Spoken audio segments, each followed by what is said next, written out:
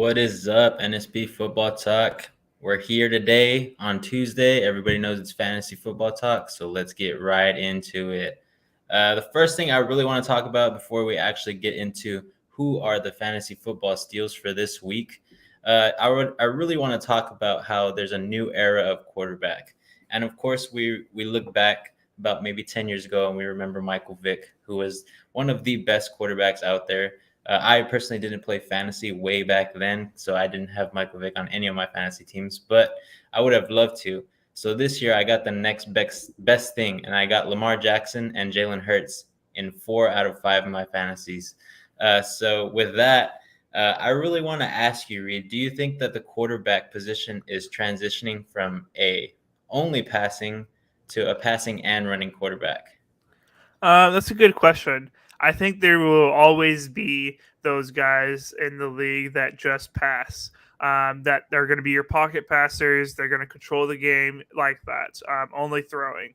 But as these new generation comes into football, there's more and more people that are looking up to those Michael Vicks. And now they're looking up to these Jalen Hurts, these Lamar Jacksons, these Cam Newtons. Cam Newton used to be that guy. So I think there's going to be a new generation of more people wanting to be these type of quarterbacks, and people in college, the coaches in college, the people in NFL, they're looking for these dual threats just because it opens up a whole different playbook. But there will always be the Tom Brady's, the Aaron Rodgers. Aaron Rodgers used to be a mobile quarterback back in the day, but no longer is he considered a mobile quarterback. You got to run those like 4.3s to be able to do that now. It's crazy. But they're just quarterbacks are just becoming more and more athletic. That's what the whole NFL, the league is. Everybody's just a more athletic player. So speed's going up, and with that, there's going to be running quarterbacks. Nice, man. Yeah, I just want to touch up a little bit on Lamar Jackson and Jalen Hurts. They were some of the top performers besides Tua and Josh Allen. And I believe also with Patrick Mahomes, he was another top performer at QB position. But Lamar Jackson had 42.6 points this week because of how many rushing yards that he had. He had 119, and he had 4 total touchdowns, one of them being a rushing one. But Jalen Hurts did just as well. He had 33 points, a bunch of passing yards. He became the second guy other than Michael Vick to have 300 passing yards thrown and have 2 rushing touchdowns. So these guys, kudos to them. If you have them on your fantasy, you most likely won. And on our next topic, if you had these guys too, you most likely won, or you got very, very mad of who you were facing. So I want to talk about the Dolphins, and I want to ask you, Reed, do you think they're a playoff caliber offense? Now, yes, I will admit that they have what it takes. Hopefully, they're able to do it from week to week. But they looked really good on Sunday. It was insane, man. Tua went off. I think I haven't seen a performance like that since Peyton Manning. Peyton Manning was, I believe, one of the last quarterbacks to throw for 500 yards in a game. Tua didn't get there just yet, but he had 469 with 6 touchdowns, 4 of those being in the fourth quarter for a comeback to beat Lamar Jackson and the Ravens. He did have 2 interceptions, but I think he did phenomenal. And Tyreek Hill and Jalen Waddle really showed out. They both had 2 touchdowns apiece. Tyreek Hill had 190 and Waddle had 170 yards for fantasy purposes. So Tyreek had 42 points and Waddle had 40.1. So if you had them on your team, you most likely won this week. If you didn't, then you probably went against Buffalo and Mr. Stephon Diggs or someone else like the Buffalo defense and a couple of those quarterbacks that we just talked about. But in my opinion, I always thought the Dolphins were going to be a playoff caliber team, and now they're kind of showing it. So I hope they keep it up. I hope all the Tua haters that are Dolphins fans are waking up and smelling the coffee in the morning and saying, maybe we do have someone at quarterback who can take over and get us to the playoffs and maybe one day to a championship. So something that Dan Marino couldn't do, but he was a legendary quarterback as well. So other than that, I mean, I guess we can get into these fantasy football steals, Reed. Let's stop keeping the fans away from what they're really here for, and that's to win their fantasy games every single week. And All do right. we have some steals for them today? So I want to get into quarterback. So right now, one of the hottest guys is Carson Wentz. Nobody thought that this guy was going to be a starting caliber quarterback, but this guy is averaging 27 points per game. So if you have someone that's averaging 19, 20, 21, I would say maybe put Carson Wentz in. He's shown through the first 2 weeks that he's averaged 27 points. And I mean, he's a guy that's pretty reliable right now. You don't think that the Washington Commanders are something to boast about, but he's making all these haters eat their lunch money, man. So, what do you think about Carson Wentz, Reed? As much as I want to say that he's going to end up choking in a little bit just because it's Carson Wentz and he's going to throw interceptions because he wants to make a play on every single play. But so far, he has looked very, very well. Very, very good. Now, the real test for him, I think, is going to come next week against the Eagles. The Eagles just locked up that Vikings offense, the Viking offense that everybody was very, very high on. And we can potentially see Carson Wentz having a really bad game this week. So looks very good. 27 points both the first 2 games. Now, I do recommend picking him up if you need a quarterback right now. But as far as starting him next week, I don't know if I would do that. Yeah, you might be right. I do see that he's playing Philadelphia and Dallas in the next 2 weeks. So he's got 2 divisional games. The first 2 weeks he played Jacksonville and Detroit Lions. So the defenses weren't that high caliber. But I mean, he's showing out. Maybe he's a guy to keep on your bench to see if maybe on a bye week you can throw him in there. It gets you 27 points, 25 points, something to win your fantasy in the future. So another guy I really want to talk about, and I'm so sad that AJ isn't here because he would love to hear about this, but I want to talk about Jimmy G. We all know that what he calls the 49ers the faithful. They really love Jimmy G, and I do too. I just don't like him when he plays against my Seahawks. But he came in in the first quarter after what's his name went down. I'm already forgetting his name because he's not going to be playing all year this year. But Jimmy G is going to come in and he's going to do a good, serviceable job. I believe this past week he got 16 or 18 points in just 3 quarters. So in my opinion, he's another reliable quarterback. He's got Kittle out there whenever he's going to get healthy. He's got Ayuk. He's got Debo. I mean, and he's got Jeff Wilson back there doing some good for the rushing game. So I think the offense is going to get back to what they were from the playoff run that they had. And I think Jimmy G is going to be a serviceable guy down the road for some of y'all that maybe have some injuries already, or maybe you just want a bench quarterback. So in my opinion, I think Jimmy G is going to be a good pickup. Let's get into the next one. Another older guy, Joe Flacco. He's been doing pretty well as well. He's been averaging 20 points.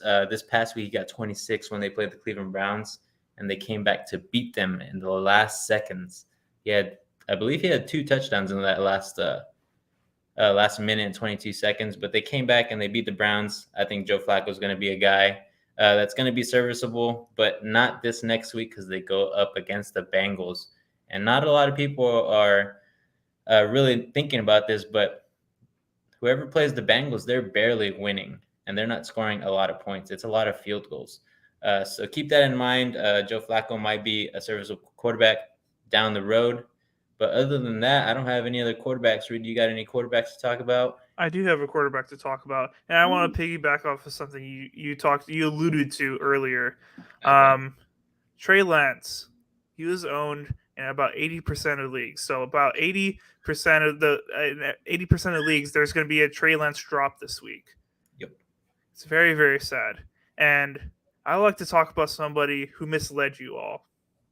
There was this host that he's usually here, and right now he's hiding because he came on this show and said that Trey Lance could potentially be a top 5 fantasy quarterback, and he misled you guys.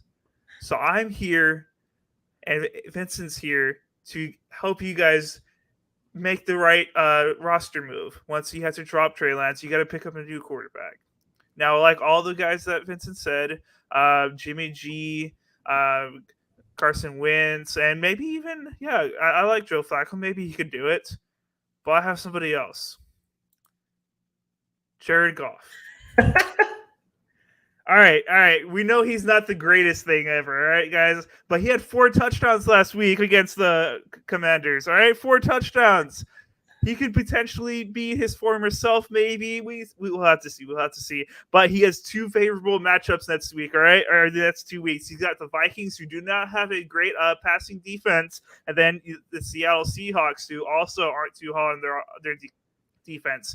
These are 2 favorable matchups. And I think he could potentially have some good 2 weeks if you need to switch in a quarterback there. So this is me helping you guys out because AJ misled you guys. Oh, okay. So, well, right after that, after leaving quarterback talk, let's get into running back talk because we got, I believe, Mr. Mondo on here from Facebook. He says, "What's the status on James Conner? Should I go after his backup for this week?" And that's the perfect time for me to bring in these 2 running backs that I want to talk about. One of them is named Eno Benjamin, and he was supposed to be the second guy in line to come in and take on the full responsibilities of the running back position if James Conner is not good. So far, James Conner is pretty much day to day. He's been practicing a little bit, but he might not be able to play this week. So Eno Benjamin, he's a guy that is decent, but he got outplayed by a guy that I want to talk about after him, and his name is Darrell Williams. But let's get on Eno. He's got 8 carries in this past game when James Conner went down for 31 yards, 3 receptions for 20 yards. So he's a serviceable running back. He scored 8 points this week and 8 points last week. So he's getting his touches. So maybe in this next game he may get more touches. But the guy that I really like is Darrell Williams.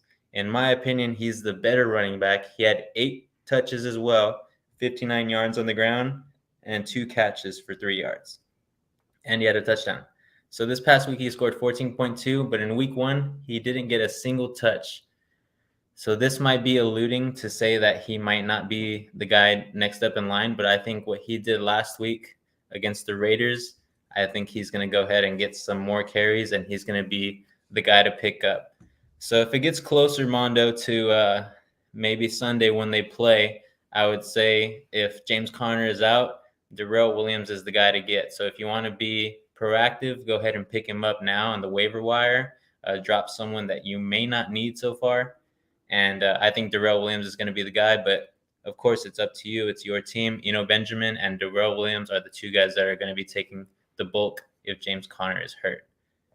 But those are 2 of the running backs that I want to talk about. Reed, you got any running backs you want to shed some light on? I do have one. I'm going to talk about J.D. McKissick. J.D. McKissick isn't the most flashy guy for you. I wouldn't say he's going to come in and be your running back 1 for your team, but he did have 13 points last week. Now, he doesn't get a lot of rushing attempts. He's only had 3 each game so far, but he has been really, really good in the passing game.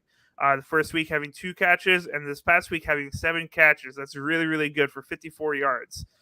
These are the so I think he could be a great passing back for you. Maybe put it in that slot position if you don't have a good slot wide receiver, running back 3 person. So I think this is a good pickup, and he's also what do you guys call it? The handcuff? I forget. Is it the handcuff player? Yeah, the handcuff player. That's a great one because what is it? Antonio Gibson is above him. Yeah. Right, so if Antonio Gibson goes down, McKissick is going to be the guy that you want to pick up. Yeah, man, I agree. I remember last year, Antonio Gibson did miss a few weeks, and J.D. McKissick came in, and he did a pretty decent job. He wasn't too great on the ground, but when he was pass catching, he was amazing.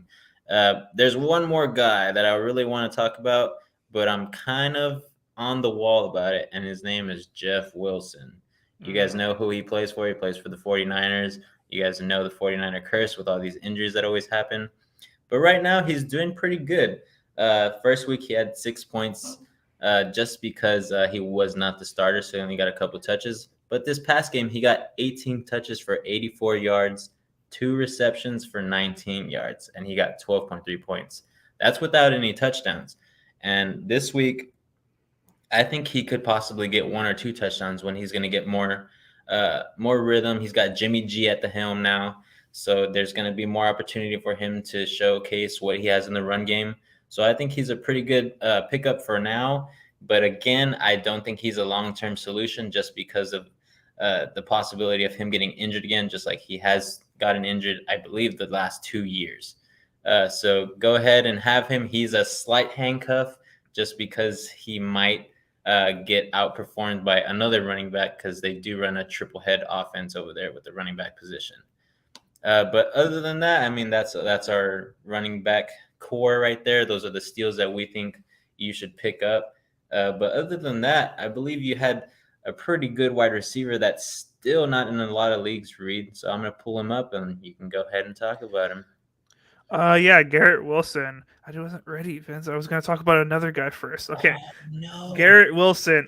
He's in currently, as the picture pulls up, he's in 25% leagues. What are you guys doing? 25% leagues? Gosh, and only 2.5% starting position, starting lineup.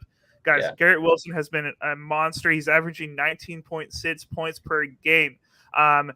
I don't know how you can say he's not going to continue doing this with there's not a lot of other stars on that offense right now.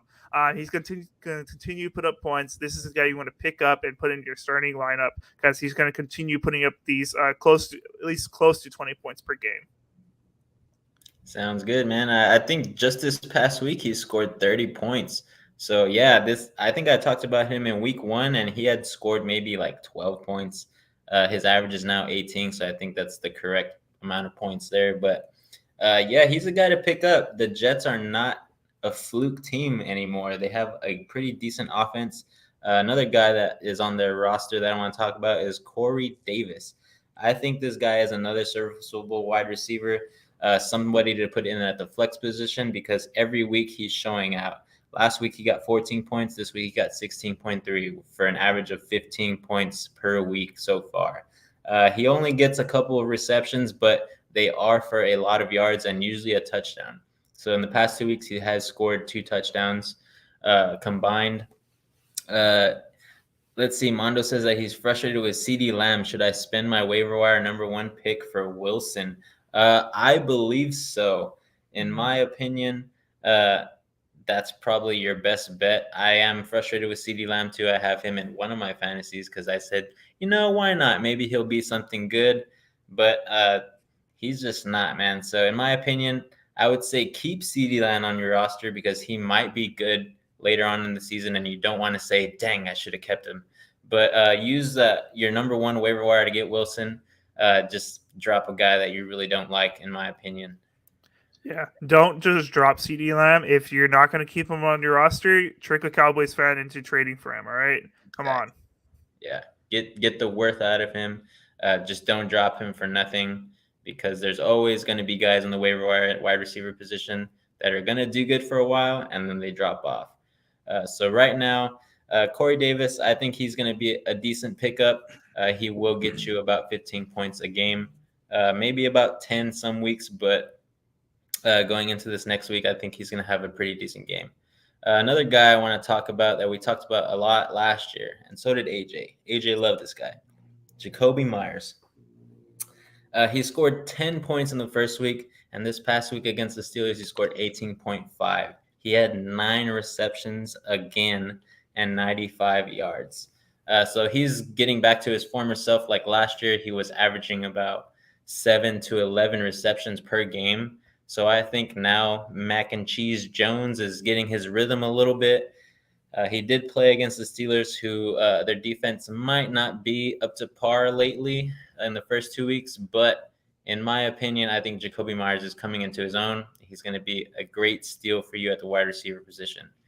Other than that, I just want to talk about one more guy that I talked about last week, and his name is Greg Dortch. I love this kid.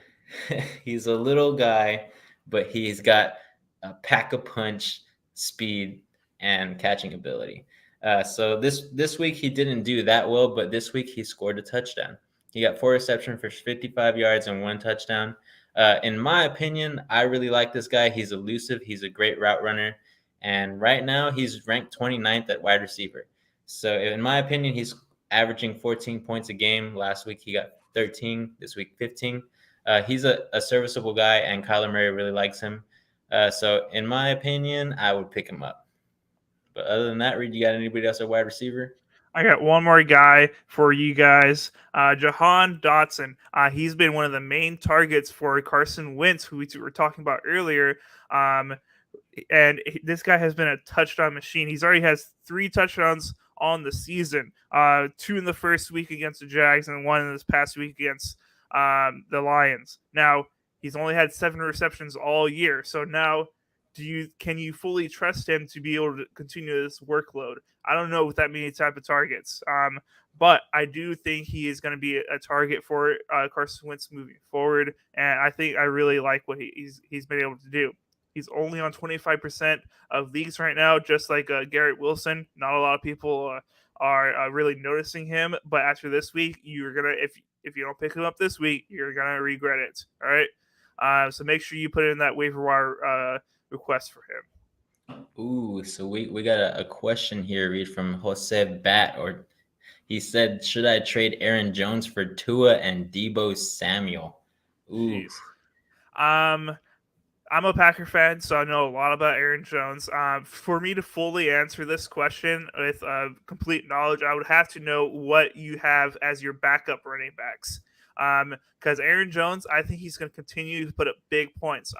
The Packers are realizing that they don't have the passing powerhouse that they've had for a long time.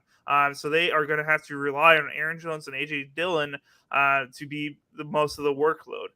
Aaron Jones had I forget how many freaking yards, but he was incredible this past weekend. I think he's going to continue to put up huge points. For Tua and Debo Samuel, I don't know about Debo Samuel. Yeah, maybe because Jimmy G is back in the lineup, he's going to be the person he used to be. But Tua, I mean, if you can get your hands on Tua, I mean, I don't think that's the worst trade. Your backups are Tony Pollard and Austin Eckler with James Robinson. I don't. That's not bad. That's honestly not bad. If you feel confident with letting go of Aaron Jones, if you need to get a new quarterback, your new wide receiver, then go ahead and do it. Austin Eckler is one of the best running backs right now. Tony Pollard, solid guy. James Robinson has been tearing it up, and he's been showing that, hey, maybe Etienne's not the guy right now. Maybe not right now, but in the future. But right now, James Robinson is the Jags' number 1 running back. Ooh, you have Kyler Murray and my bad, Reed. I have Kyler Murray and Carson Wentz too. I'm not too hot on Kyler Murray. Whenever there's double XP weekend or when Call of Duty comes out, his fantasy points drop. We love making that joke, but it is a truth, all right? And then Carson Wentz, as we said, he could be a good pickup, but we're also not like 100% on him. So I would say maybe make that trade for Tua. I think that would be a good trade for you. Yeah, man. In my opinion, also, if you get Tua, he's a good handcuff guy behind Kyler Murray. So if Kyler Murray is looking like he's going to go up against the tough matchup or his double XP weekend, go ahead and put Tua in because he's probably going to perform well with Waddle and Tyreek Hill there. So he says, yeah, my wife recovers from receivers. Receivers are Keenan Allen, Mike Evans, and Cooper Kupp. Wow. So 2 of those guys are out. How did she get all those people though? That's crazy. Yeah, man. He probably got Cooper Kupp in the second, third pick, and then Mike Evans, and then Keenan Allen probably fell too. Yeah. She probably went wide receiver heavy. Yeah. But to reiterate on what Reed said, Aaron Jones had 132 yards, 1 touchdown on the ground, and 38 receiving and 1 touchdown in the air. Mm-hmm. So yeah, in my opinion, I think that trade is pretty good. Go ahead and get Tua as well as Debo Samuel, but just because you have good running back depth. But in my opinion, if you can go ahead and squeeze maybe another good running back that he has or something like that, unless you're really hurting at wide receiver. But yeah, that's a good trade in my opinion. Yeah. Hey, thanks for commenting, Jose Bat. We appreciate you tuning in. I don't think I've ever seen you in our chat before, so if you're new to the channel, go ahead and subscribe so you don't miss any of our content coming out. We post almost every single day, so make sure you tune in, man. We put out really good fantasy advice, and we've helped people win their leagues before. So yeah, go ahead and subscribe, man. Appreciate you being here. Yeah, man, for sure. With that, we'll go ahead and get into the second to last segment, which is our tight ends, which is what I really love. Because in my opinion, tight end will make you or break you in your fantasy league because nobody really pays attention to it unless you have the three top tight ends, which is Kelsey, Waller, and Mr. Robert Tonyan.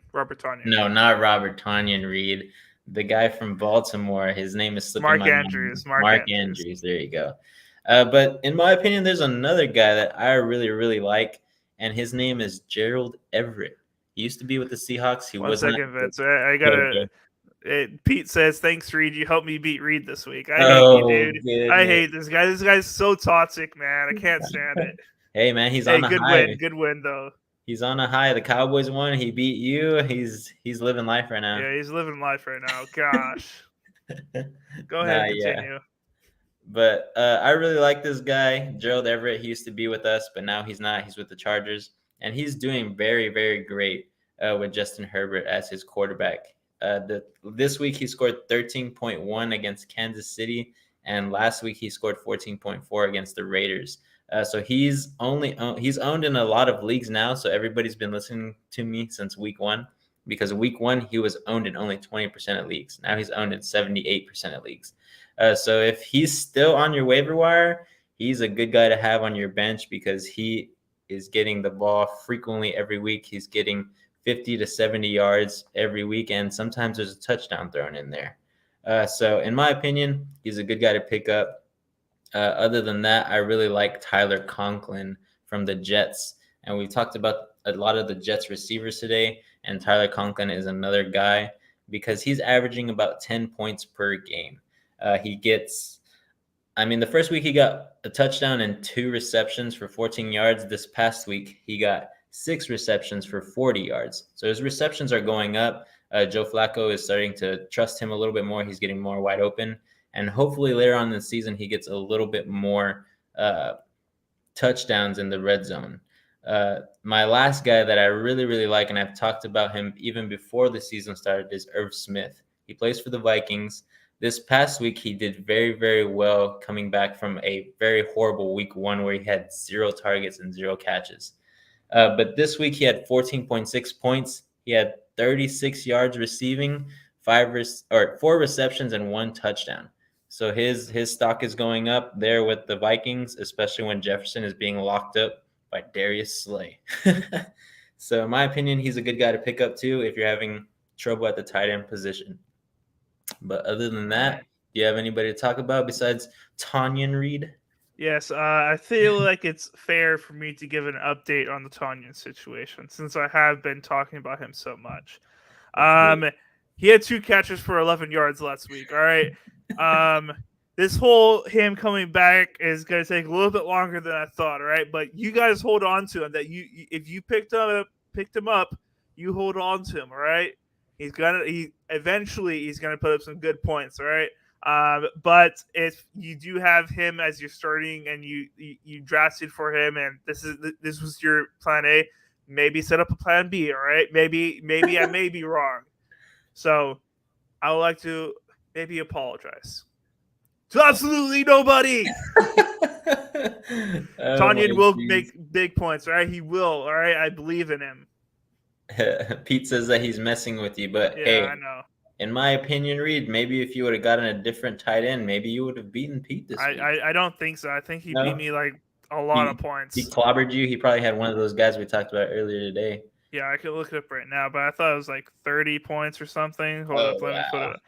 Yeah, he had 134 points. I put up 80 points, man. What, Reed? Yep. Where did I go wrong? Dolphins defense had -4. Tonyan had 3 points, and then Madison had 4 points. Kamara was hurt. That's why I was really hurting. Yeah, he's your moneymaker there. Yep. But okay, other than that, let's get into defenses. AJ is not here today, so he is not the guy who's going to be telling you who the defenses are. And I don't know if he did good last week with the defenses that he told y'all, but these are my picks for this one. Okay, before we get into that, let's Pete see. says, I was so sad for you when I saw Tua benched. Yes, I also had Tua Oh, benched. Yep. jeez. He's going into the starting lineup, but it's hard because I just Justin Herbert, so I don't know what to do. Don't know what to Jeez. do. Let's see. Oh, we're doing it again, Reed. Yep. If Kittle is cleared before the weekend, should I start him or stay with Ertz? That's really hard. The thing with Kittle, I mean, with a lot of these players that are coming off of these like injuries, you just don't know what type of pitch count they're going to be on. How 100% are they going to be? If he's coming back like 50% and they're going to have a pitch count, it's really it's very risky to start him. So I would definitely do some research to see if there's any indication from the Niners. If he does start or if he does play, how much is he actually going to get of the ball?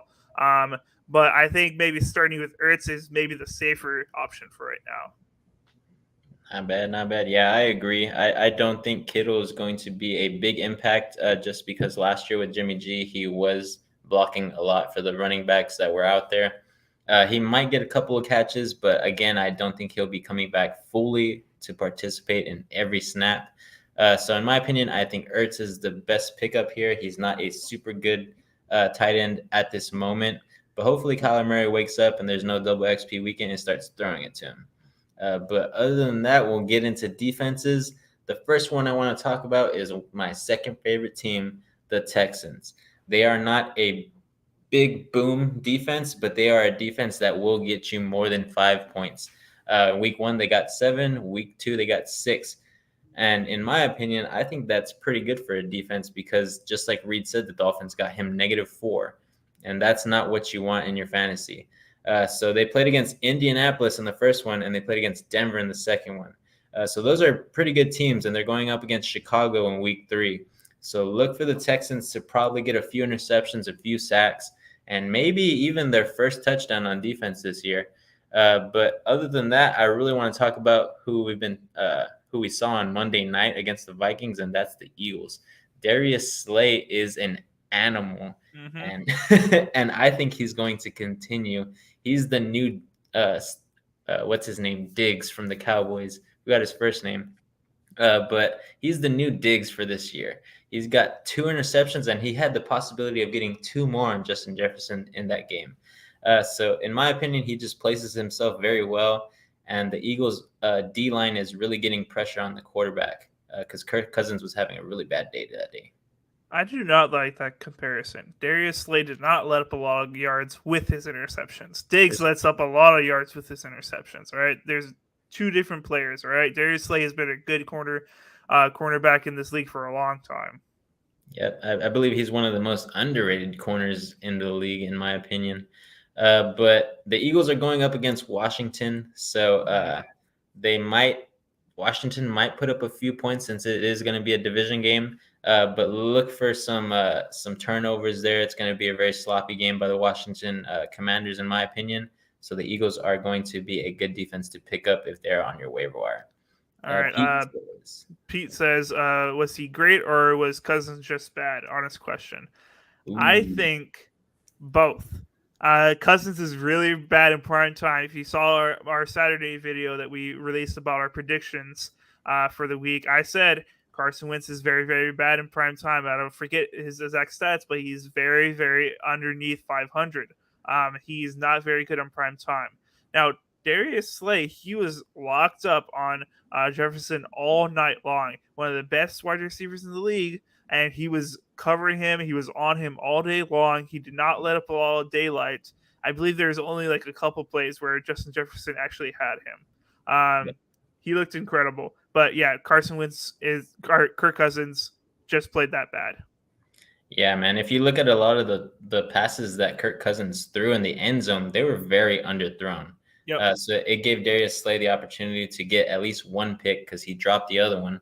But that's why I think the Eagles are going to be good. Darius Slay puts himself in position. And even against one of the best wide receivers in the league, he had 0 help from the safety.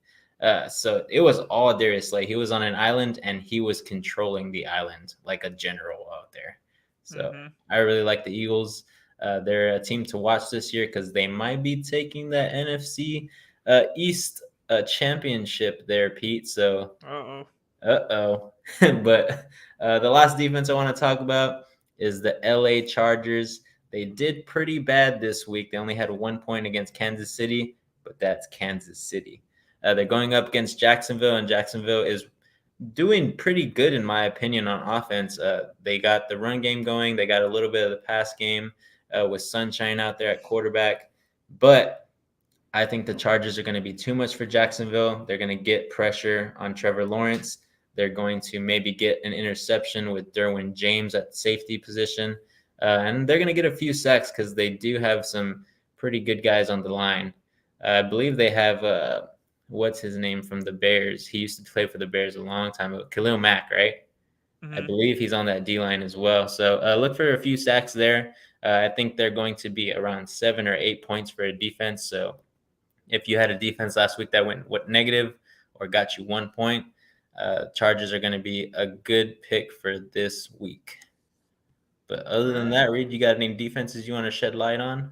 I do not. The Packers defense is a great defense, but they don't put up a lot of fantasy points. So this is true. Yep. But other than that, guys, I mean, that's what we got. Those are the steals for this week. So if they are on your waiver wire and you're having trouble at those positions, go ahead and watch this video. Send this video to a friend. Tell them to follow us on Facebook and Twitter, and to check us out on TikTok at NSP Football Talk. We got some funny videos out there. AJ's our main man there. He loves TikTok and he's always on it. He's probably on it right now. He's not here with us, but yeah, go ahead and give us a follow here at NSP Football Talk. Watch a couple of our videos and stay tuned every week because we're doing this every Tuesday at 6. Other than that, guys, what AJ always says, keep grinding.